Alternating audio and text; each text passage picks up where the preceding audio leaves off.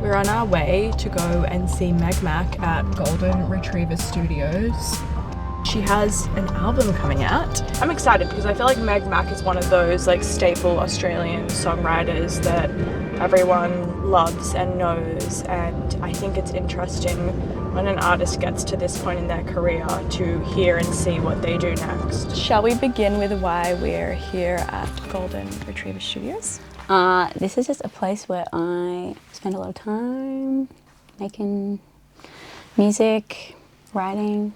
I've been here a lot, and we've been like filming, so we've had like a camera in here and like filming like me singing, and it's been so full. We'd have like my sister here, my friend, my brother, my friend playing guitar, and like someone filming, so it's yeah, it's actually quite quiet today, just us. And did you make your upcoming album here? I made it mostly in London, and then cool. a little bit in LA, and then when I got home I did a little bit in Sydney, like just little extra vocals finishing things off. Do you think you can hear the influence of those places in the album? I mean, the biggest influence is probably who I was working with, and he was from London. How did you meet him? Do you want to talk about who he is? Yeah, so his name is Nathan, and his producer name's Bullion. And I met him, I first met him on FaceTime, Skype? Yeah. A Zoom or whatever, a Zoom meeting. So someone had, I was going over to London anyway, and then while I was there I was like, oh, it'd be good to do some music, and then someone from my record label had sent his like other work, and then I listened to it and I was like, oh, he sounds really cool, and then we just had a Zoom meeting, and then when I went to London I went and met with him, and I think we only had maybe 2 days to work with each other, and then I was like, oh, I really like this, and then we did more, and then I ended up coming back on another trip and making the whole album with him. What do you think he has brought out of you? He was really calm, and it was a very calm process, but like really creative but not stressful or intense, and we just slowly went through everything. And also we would not finish a song in a day, we would like work on a little bit of this song and then jump onto the next song, so it was just, everything just felt like really slow and calm, which is kind of how I like to live my life. Like when I write songs, I also just, I write a little bit and then I go have a break, and then maybe like a few days later I come back to it, and I don't really try and rush through anything. Yeah. Was there something while you were writing this album that was on your mind, or was it more so just where you're at in life right now? Yeah, that's a good question. I think I have one song called Outdone, and I feel like that kind of sums up how I was feeling in my life, because I feel like I like to know the future and I like to know what's going to happen, and that's a song about like life is just going to throw you and you're going to just get outdone in all sorts of ways, and life isn't going to turn out how you think it's going to turn out. Like, and you can see psychics and fortune tellers, which I've done a million times. Same. But it just, life just, I don't know, you can't predict what's going to happen, and you got to kind of just be okay with that. And that I've had to learn that you can't control everything. So do you believe in horoscopes? Yeah. Well, I do, but I feel like if I read something I don't like, I just pretend it's ignore it. Doesn't matter. What so are you? What star sign am I? Yeah. Cancer. Do you feel like you relate to being a Cancer? Yeah. Whenever I read the things about myself, it's very true. Yeah. So, and just so sensitive, and yeah. So that's why music's good, because I can just. I said this to someone the other day. I was like, I don't think I've ever written a song without crying. Really? Yeah. Like in my own space, not like with other people. But so it's like a full catharsis. Yeah, I think. Yeah. Which song on the album are you most proud of? Probably Sometimes and Outdone. Actually, I really like a lot of songs. There's one called I'm Gonna Blank Somebody. I really love that one. I like all of them. They're all special. I think Yeah. there's a lot of journeys. Like each one Yeah. is a little. There's a lot to uncover. Yeah. Well. Yeah. And are you still loving it My album. now? Yeah. Or have you let go? Do you like finish a project and you're like, okay, Well, recently I've started writing again? again, and then you always think what you're making is like your best work. So then, And then you keep going. and then you almost forget about. We got the vinyl recently, and seeing it and the artwork and everything, I really like it. Tell me about the artwork and your vision for the visuals for this album. So this wasn't a plan for the it was an accidental album cover, but I really love it because the dress I'm wearing was my bridesmaid's dress for my friend's wedding, like my best friend's wedding. Cool. So I'm like, That's that's special. special that it's the album cover. And then the earrings I bought from a vintage shop with my mum.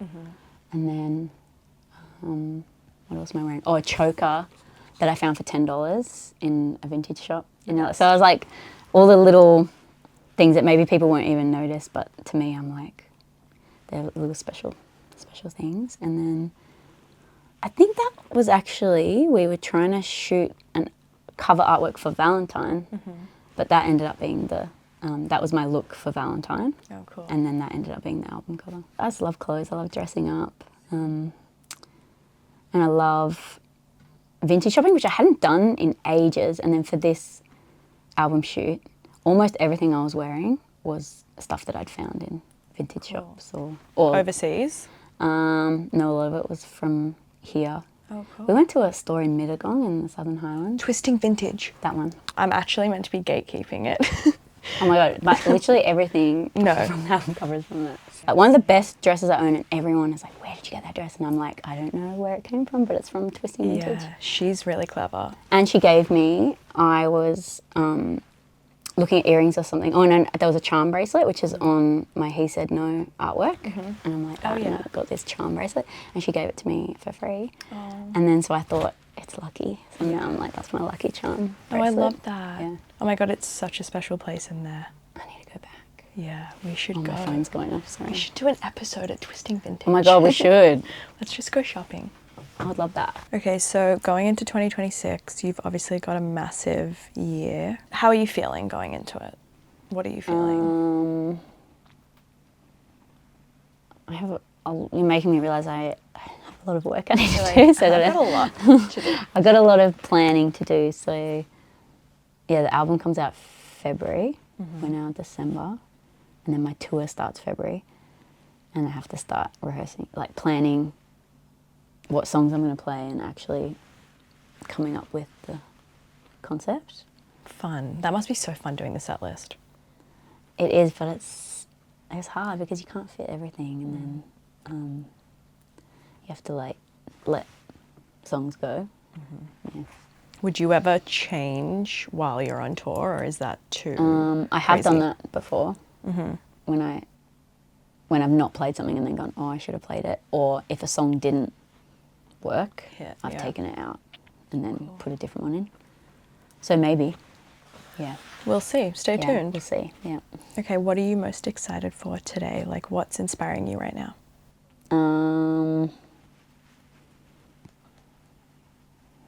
Don't know. Actually, I'm writing a new song at the moment, and I've been dying to like just go home and work on it. Really? Yeah. And what's the vibe? Oh, can you say? So I'm meant to be like promoting my new album. I'm like, so I've written this new song. We're always on to the next. I don't know. It was like, you know, whenever you get a new, like I write a lot on piano, and then whenever you use a different sound, it like just inspires you and you write a bit differently. And I set up my keyboard, and it had an organ sound on it. And then I started playing this organ, and I was like, oh, this is really cool. So kind of obsessed with. I mean, sometimes it doesn't end up Going anywhere. or it'll, the way you write it isn't how it ends up sounding on the album anyway, or like, you know, it might not even be organ, but that sound had just like inspired me. Cool. Do you ever get demo-itis?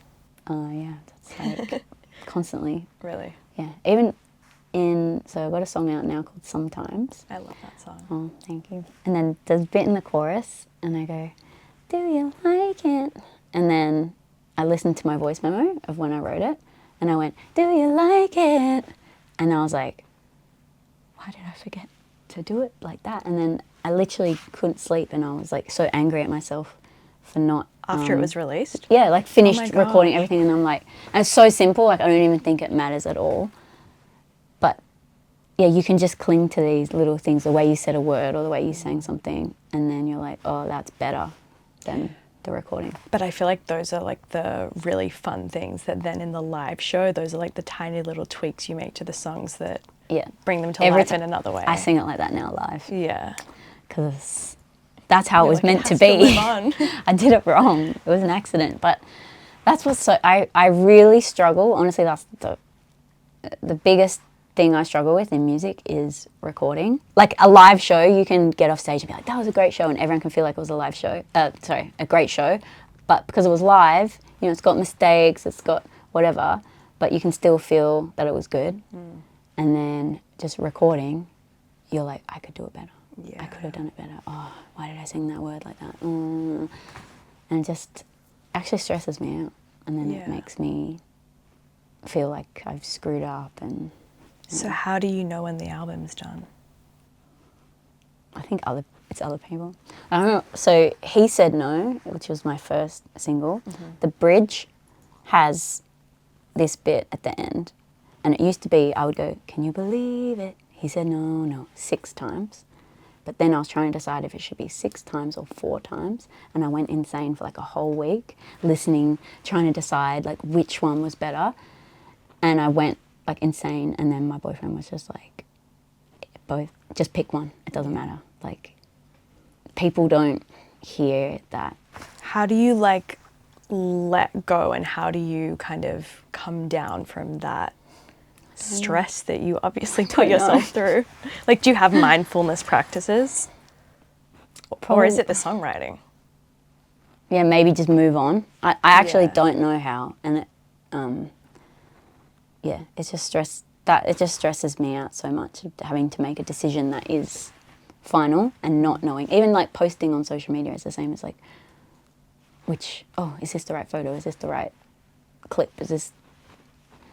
And that's like, I don't think there is an answer. But it's like, I think that's that thing where I want there to be an answer, but there isn't. And I have to accept that life is not, you're never going to know the answer. Yeah. And you have to listen to your intuition. Yeah, but then I'm like, was that intuition or was that something else? I don't know. I read that intuition is in your heart and anxiety is in your brain. If that helps. True. Like, you kind of like feel a sense of calm if it's intuition. Yeah. And you use your brain to like and to like justify your choice when it's in your heart. You're like, I just know that's the right choice. Yeah.